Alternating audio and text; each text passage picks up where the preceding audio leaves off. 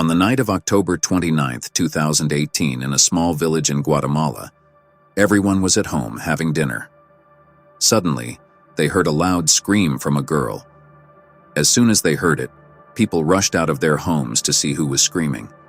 When they got there, what they saw was so shocking that even I would say it's the scariest incident in history. Yes, it was so horrifying that the video clip related to this incident was banned in several countries. These countries decided not to show this clip within their borders. But today, I'm going to tell you the truth about this whole incident. To understand this case, we need to go back to a small village where a woman named Alexandra lived. She was around 32 years old. But her life was not easy. When she was just 3 years old, her parents died in an accident, leaving her and her siblings orphaned. They had no idea how to survive, and the family struggled with poverty. Even so, her older brothers and sister managed to take care of the family by working hard. As the children grew older, they found small jobs to make a living. By the time Alexandra turned 14, her brother told her that she also needed to start working. But since she was not educated, she had no job options. So her brothers arranged for her to get married. After marriage, Alexandra had 3 children. However, her husband didn't have a stable job. He did some small labor work in the village, but he was often drunk, and when he came home, he would beat Alexandra and threaten to throw the kids out. Frustrated, Alexandra decided to visit her brothers and share her problems. They advised her to move to another place and find work to support her children. Around 2014, Alexandra moved to a different part of the village with her 3 kids. To earn money, she started doing laundry for people. She would collect clothes from different houses, sometimes with the help of her kids, and then wash them by the river. Other women also worked there, and she managed to earn a little to support her family. The village was small with only a few thousand people, and there were not many places for entertainment. Most people would gather at the village center or visit each other's homes to pass the time. Whenever she had time, Alexandra would visit her older sister, Elvira. They would talk, and Alexandra learned that Elvira was also suffering in her marriage. Even though Elvira was pregnant, her husband still treated her badly. As Alexandra's kids grew older, she continued visiting her sister. One day, Elvira suggested that Alexandra should think about getting remarried. She told her, "You can't live alone forever. You've been working hard, and your children need someone to support them." Alexandra agreed that this might be a good idea. Not long after, she met a 43-year-old man named Mario. The first time they saw each other, there was an instant attraction. Mario approached Alexandra and they started talking. Alexandra shared her story, telling him how she was divorced and now raising her kids alone. Mario also told her that he was divorced and his children lived with his ex-wife. That night, as Alexandra went to bed, she felt a mix of hope and excitement. Both she and Mario were happy after meeting each other. She thought that maybe, just maybe, this new relationship could bring her happiness. However, there was one big problem. Alexandra never bothered to learn about Mario's past. If she had, things might have turned out very differently, and I wouldn't be telling this story today. Mario had told Alexandra that he was divorced and that his wife had left with their children. But he never mentioned why the marriage ended. Alexandra never asked, and that would soon lead to unexpected and shocking events. When I tried to find out more, I learned that Mario's wife, named Layla, was often attacked by him with a knife. Despite them having 6 children, Mario's behavior was shocking. It was confusing to see so many kids in the village, as it seemed normal there for people to have large families with 5 or 6 kids. Every time Mario saw his wife, he would run straight at her and attack without thinking. When Layla asked him why he behaved like this, he would just say, "I don't like you." She was a victim of domestic violence. By then, I understood that domestic violence was a major issue in this village. Layla had left Mario and returned home. She filed a complaint with the police, and Mario was jailed for 3 weeks. However, for some reason, Layla took back the complaint, and Mario was released. Then Alexandra entered Mario's life. When she told her brothers and family about Mario, they didn't bother to look into his past. They were just happy to see Alexandra getting married. Soon after, she moved in with Mario, bringing her children with her. But soon after, loud arguments started happening between them, and it became known that Mario always carried a stick with him, hidden in his clothes. He would use it to hit Alexandra whenever he saw her. Alexandra tried to understand what was wrong with him, asking why he was treating her this way. Mario simply said, "I don't like you." A year passed, and it was now 2017. Alexandra got used to the routine, waking up, getting beaten up by Mario, taking care of her kids, going to her laundry job, coming back home, making dinner, and then enduring more abuse before going to bed. There was hardly any physical connection between them, and because of that, Mario suspected she was involved with another man. This suspicion made him even more violent.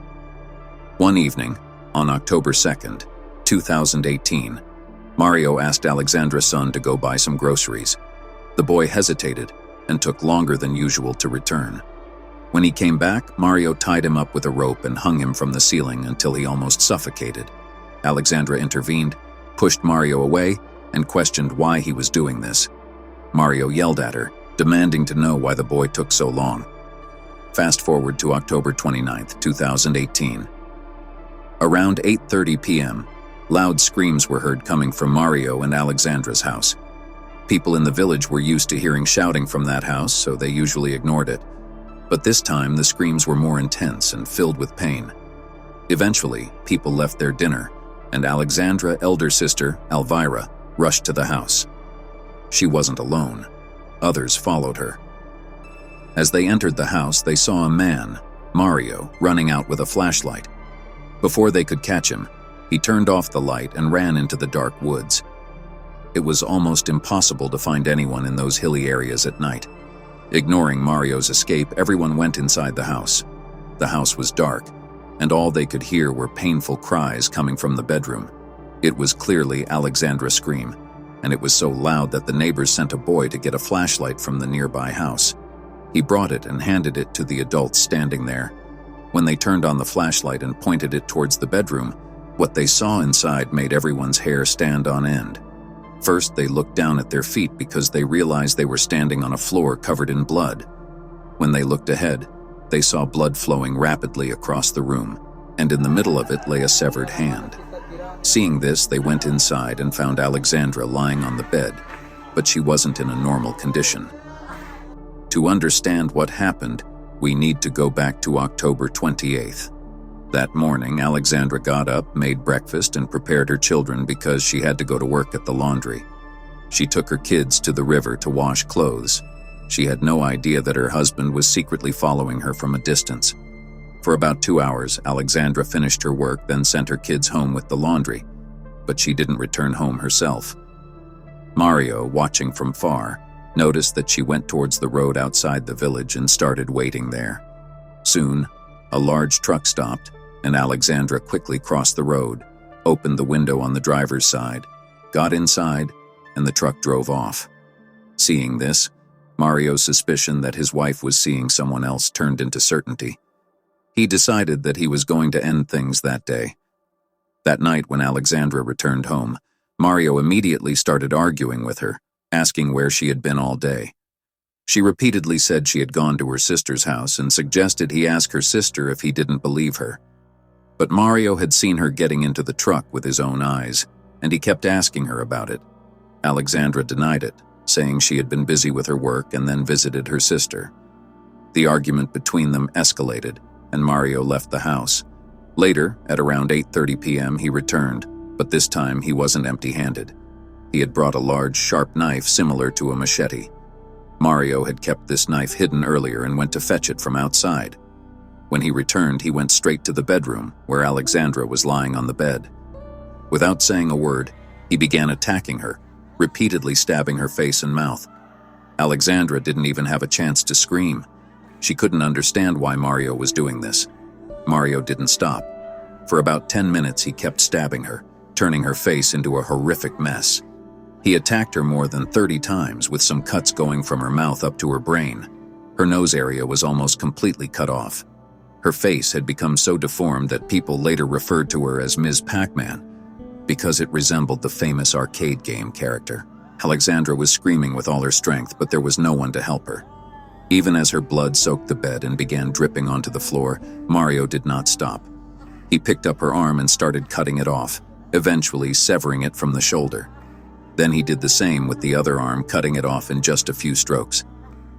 After all this, Mario knew Alexandra wasn't going to survive. He realized that her screams had alerted the neighbors, and they would soon come rushing. Sure enough, people started gathering outside, and one of the first to enter was Elvira.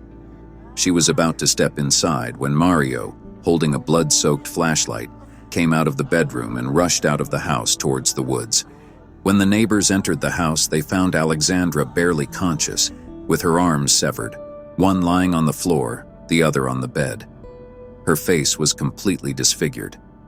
This happened in 2018, and despite someone having a car or bike, no one tried to take Alexandra to the hospital, which was 76 kilometers away. Instead, people took out their phones and started recording her, shining their phone flashlights on her as she lay dying. This video is about a tragic and shocking incident. The video is about 1.5 minutes long. It begins by showing how someone entered a house where the video was filmed. The first thing you see is a severed hand lying on the floor covered in blood. To the left, near the bed, you see Alexandra lying there. Her other hand was also on the side, covered in blood. She was screaming loudly, but it was hard to understand where the sound was coming from because her mouth was barely visible. A large chunk of flesh was hanging from her mouth. Even though Alexandra was screaming for help, nobody tried to rescue her. People just stood there, filming her and watching what would happen next. Can you believe that people listened to her scream for almost 25 minutes? After 25 minutes, poor Alexandra passed away on that bed, but nobody had the courage to help her. Nobody thought to wrap her up or rush her to the hospital. They just stood there and watched her die. Eventually, she passed away, and Alexandra was no more. About an hour later, the police were called to the scene. They had to travel about 60 to 65 kilometers to get there, so it took time for them to arrive. When the police came, they were shocked by the scene. Alexandra's body was sent to the hospital for a post-mortem. The report revealed that she was attacked over 30 times with an axe-like knife, mainly on her face. A large part of her face was cut off. Even if she had been taken to the hospital on time, her chances of survival would have been slim. The video of this tragic event quickly spread on social media, first on Reddit and then across other platforms. It became so viral that people were furious. They couldn't believe how someone could murder a woman so brutally and be so heartless. The police were under pressure to solve the case, and just 2 days after the murder, they arrested Mario, who was the prime suspect. Everyone, including Alexandra's sister Elvira, believed he was responsible. Mario was taken into custody, and when he confessed, it left everyone stunned. He said he suspected his wife was having an affair, and he confirmed this on October 28th when he saw her getting into a truck with someone. When she returned home that evening, he asked her about it, but she refused to tell him. That's when he lost his temper and committed this horrible act. Mario was presented in court, where he was sentenced to life imprisonment. This means he will remain in jail for the rest of his life without the possibility of parole. But there was another detail that came up during the post-mortem report that changed people's views on the case a little.